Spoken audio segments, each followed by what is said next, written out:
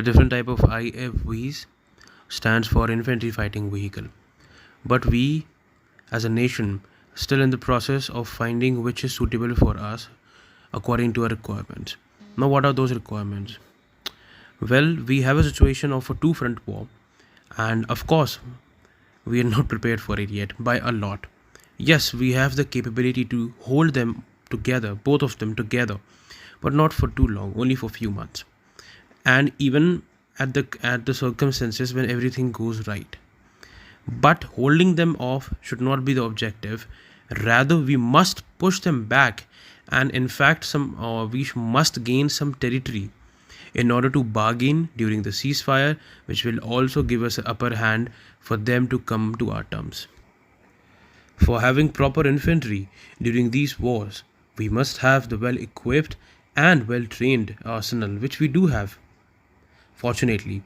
But we need more to keep especially the Chinese at bay. Infantry fighting vehicles are one of those important objectives which we must complete in order to make our arsenal one of the top notch arsenals for us to safeguard our borders from the enemy from both the fronts simultaneously. We have more than 1000 BMPs in our infantry of different types, but they are not so very modular and they are very lightly armored at the same time, which is a huge problem for the Indian Armed Forces. We need to have more modern and more modular IFVs so we can counter the Chinese effectively.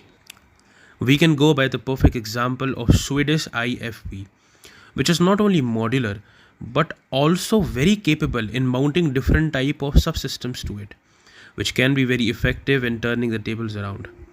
During the war in Himalayas, especially the Chinese, because there are very narrow pathways through which Chinese must have to crawl through in order to get some strategic values.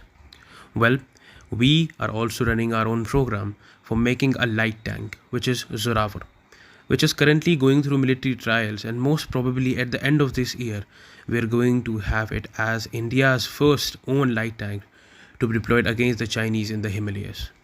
But we need to have a consistent flow of armored personnel carrier and infantry fighting vehicles.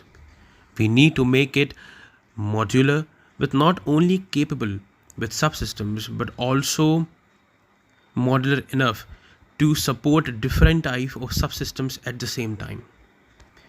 For example, I to talk about BMP-3, which is a very unique infantry fighting vehicle in itself.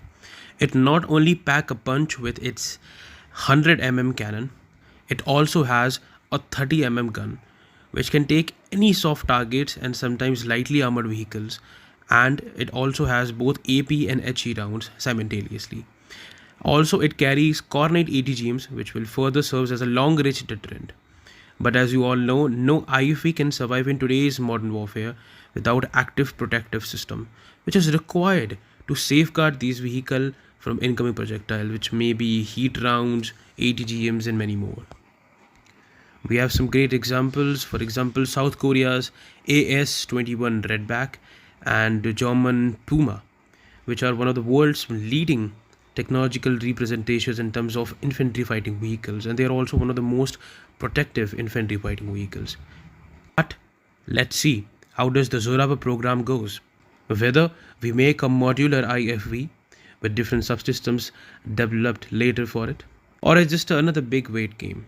I hope you like the video, and just a mere discussion. You can disagree and you can use the comment in order to express your disagreement.